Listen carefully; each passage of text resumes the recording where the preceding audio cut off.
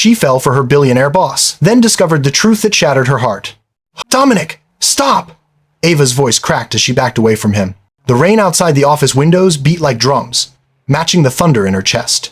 Dominic's hand was trembling, a folded letter in his grip. "Tell me this isn't true, Ava. Tell me you didn't hide this from me." Her eyes were full of tears, but she stood her ground. "I tried to tell you, but how could I, when the truth would destroy you?" He took a step closer, the fury in his face melting into disbelief. "You're my sister?" Her lips quivered. "I didn't know. Not until it was too late." Silence hung between them like a blade. The city lights flickered, and in that moment, love turned into something neither of them could bear to name. Boston never really slept. The city glowed all night, buzzing with people chasing money, love, or some kind of dream. Ava Reed walked among them every morning with a paper cup of coffee in her hand, her worn-out sneakers tapping on the marble floor of Blackwood Enterprises. She was 27, quiet, and smarter than anyone gave her credit for. Her coworkers called her the office ghost because she moved fast, finished her work, and never joined the gossip around the coffee machine. Every day she rode the elevator to the top floor, the glass kingdom ruled by Dominic Blackwood, the billionaire CEO who everyone admired and feared at the same time. No one ever walked into his office without knocking twice. Except Ava.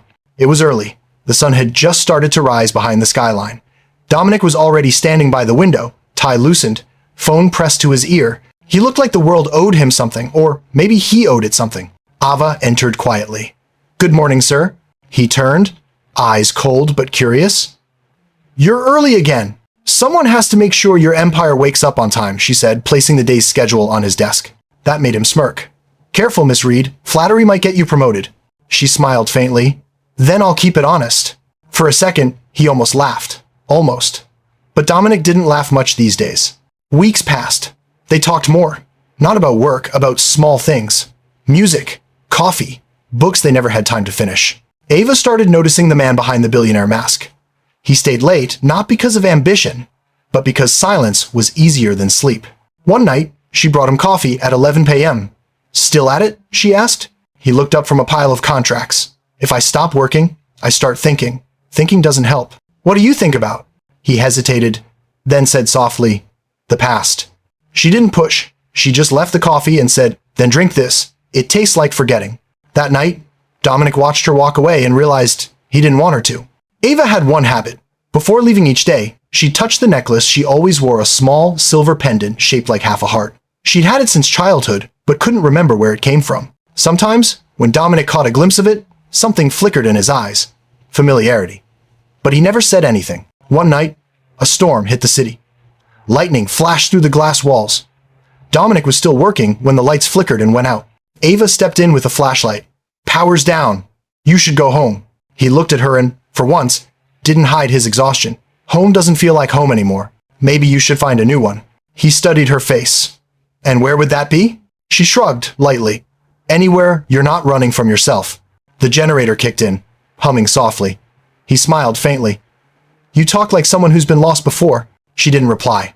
That night, Dominic dreamed of fire, of a child crying, of two necklaces shining in the dark. He woke up sweating, his chest tight.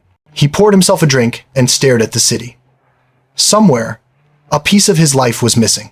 The company held its annual retreat by the ocean. For the first time, Ava saw Dominic laugh, a real laugh, as the staff played games on the sand. Later, when everyone had gone to bed, they walked along the beach. "Do you ever stop being the boss?" Ava asked. He looked at the waves. "Sometimes I forget how." "Then maybe that's your problem." He glanced at her. "And yours?" She kicked at the sand. "Maybe I forget how to belong." They stood there. Two lonely souls, framed by the moonlight. Back in Boston, Ava was assigned to organize old files for a charity event. In a dusty box marked Blackwood Family, she found an envelope filled with faded photographs. She smiled at first. Dominic looked barely 10 years old in some of them. Then her smile faded. In one photo, a small girl stood beside him, holding hands, both wearing necklaces, two halves of a heart. Ava's breath caught. She looked down at her own pendant. It was the same shape. She flipped the photo over. On the back, written in a shaky hand, were the words, "Dominic and Ava before the storm." Her fingers trembled. That night it rained again. Ava walked out of the building, holding the photo close to her chest. The water blurred the ink, but not the truth. She whispered to herself, "It can't be. He can't be him." Her mind screamed no, but her heart remembered the little boy who had once promised to find her again. The next morning, Dominic noticed her quietness. You look tired. Did you sleep? Barely. Anything I should know about? She forced a smile. Nothing important. But her eyes said otherwise. 2 days later, Dominic called her to his office. The air between them felt different. He handed her a letter. Read it later. It's something I should have said a long time ago. She looked at him, confused. What is it? He met her eyes. A confession. She wanted to ask more, but her voice failed. When he left the room, she opened the envelope. Inside were words that made her heart pound. I tried to stop feeling this way, Ava, but I can't. You're the only person who makes this place feel alive.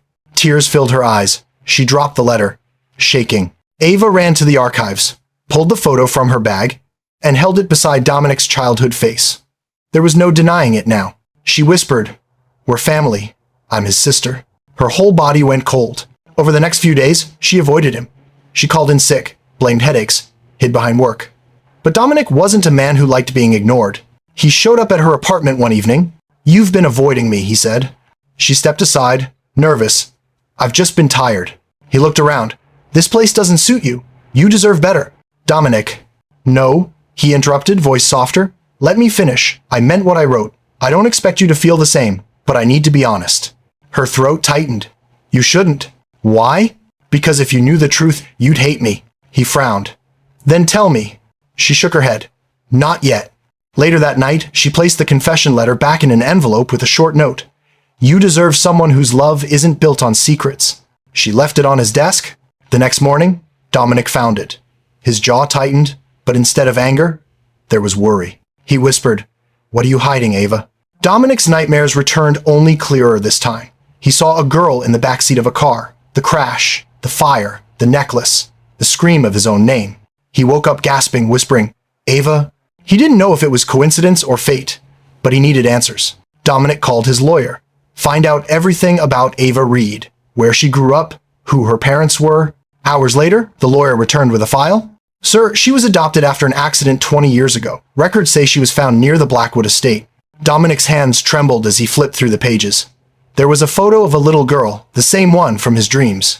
He whispered, "No, it can't be her." He drove straight to her apartment. It was raining again. She opened the door, startled. "Dominic, what?" He held up the file. "Why didn't you tell me?" Her face went pale. "You found out." "I had to know." "Is it true?" She nodded slowly, tears streaming down her face. He backed away, shaking his head. "We were just kids, and all this time," she whispered, "I didn't know until last week, I swear." Dominic dropped the folder, pages scattering like broken glass. For a long time, neither of them spoke. Only the rain filled the space. Finally, Dominic said quietly, "Everything I felt was wrong. Ava Sobid. It wasn't wrong to care. We didn't know." He turned away. "But now we do." She reached out, but he stepped back. "Dominic, please." "Don't," he said, voice breaking. "I can't even look at you right now." He left, slamming the door behind him. Ava sank to the floor, clutching the necklace. Days passed. The office buzzed with rumors, the boss canceled meetings, the assistant disappeared. Dominic buried himself in work again, colder than ever. One night, he opened the drawer and found the two halves of the necklace. He placed them side by side, and something inside him broke. He whispered, "I found you, little one, but too late." Love brought them together, but truth tore them apart. Dominic's empire still stood tall, but the man himself was crumbling from the inside. And somewhere in the city, Ava was deciding whether to disappear forever or face him again. Because sometimes the only thing stronger than love is guilt. The morning after the confrontation, Ava didn't come to work. Her desk was empty, her mug gone, her plant missing. Dominic stood in her office doorway, silent. The world felt quieter without her presence. His assistant, Claire, peeked in. "Sir, should I remove her name from the directory?" He hesitated, then said quietly, "No, leave it." When Claire left, he walked to the window. Boston stretched before him alive, loud and indifferent. But inside, he was hollow. He whispered to himself, "How do you lose someone twice in a lifetime?" That evening, as he packed up, security brought him a small envelope. "This was left for you, sir." He froze when he saw her handwriting. He opened it slowly. "Dominic, I didn't want to leave without saying goodbye. I don't expect forgiveness. You deserve the truth, even if it broke us. You once told me the past doesn't define us. Maybe you were wrong. Maybe it always does. I'll be leaving the city tomorrow. Don't look for me. Ava." His jaw clenched. But then he noticed something else, tucked inside the half-heart pendant. She had left it behind. Dominic closed his eyes, holding the cold metal tight in his palm. A week later, news broke that Ava Reed had resigned. Whispers spread through the company. Everyone noticed how the boss had changed. Meetings were shorter, conversations colder. One afternoon, Dominic was reviewing contracts when his phone buzzed. It was a message from his mother, Eleanor Blackwood, the woman he hadn't spoken to in months. "Dominic, we need to talk. It's about Ava." His blood ran cold. Eleanor lived in a quiet mansion outside the city, a house full of memories and regrets. When Dominic arrived, she was sitting by the piano, holding an old photo album. "Why didn't you tell me?" he asked without greeting. She sighed. "Because I thought she was gone forever." Dominic's voice trembled. "You knew she was alive?" "Not until recently," she said softly. "When I saw her name in your company reports, something in me recognized it. I hired a private investigator. The DNA results came yesterday." Dominic's eyes widened. "DNA?" "Yes," she whispered. "Ava Reed is your sister. She survived the car crash. The foster system lost her records when her adoptive parents moved away. I didn't want to tell you until I was certain." Dominic sank into a chair, speechless. "She doesn't know?" he asked. "She might suspect, but not everything," Eleanor said. "She doesn't know the real reason your father died that night." He looked up sharply. "What do you mean?" Eleanor turned a page in the album, a photo of their father, Richard Blackwood, smiling beside the family car. "The night of the crash, your father wasn't supposed to drive. He was chasing a deal that would have made us richer, but when the storm hit, he insisted on taking you both home." She paused, voice trembling. "The truck that hit you wasn't an accident. It was sabotage. A rival company wanted to destroy us. Your father shielded you both. He didn't survive, and we thought Ava didn't either." Dominic's eyes darkened. "So the night that ruined us was because of greed?" "Yes," she said softly. "Greed and pride." He whispered, "History repeats itself. I became him." Eleanor placed a hand on his shoulder. "Then break the pattern, Dominic. Go find her. Not as her boss, as her brother." That night, Dominic made a decision. He canceled all his meetings, handed control of the company to his deputy, and began searching for Ava. He tracked her phone, disconnected. He checked airports, no record. Days turned into weeks. Each night, he'd walk through the city, wondering if she was somewhere nearby, hating him, or simply trying to heal. Meanwhile, in a small coastal town 3 hours away, Ava worked at a little bookstore by the sea. She kept her hair tied up, wore glasses now, and told everyone her name was Anna. But sometimes, when she was alone, she'd look at the ocean and whisper, "Dominic?" The pain hadn't faded. It just changed shape. One rainy afternoon, Ava was restocking shelves when she heard a familiar voice. "Excuse me, do you have anything by Fitzgerald?" Her heart froze. That voice, low, calm, unmistakable. She turned slowly. Dominic stood there, rain dripping from his coat, eyes locked on hers. Ava's breath caught. "How did you find me?" He smiled sadly. "You left too many footprints." She tried to stay composed. "You shouldn't be here." "I had to be," he said, "because we never finished our story." They sat in the small cafe next to the bookstore, silence stretching between them. Dominic finally spoke. "I went to Mother. She told me everything. About the accident. About you." Ava looked down. "So it's true?" He nodded. "Yes. You're my sister, Ava." Tears welled in her eyes.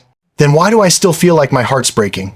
"Because love doesn't vanish just because truth arrives," he said gently.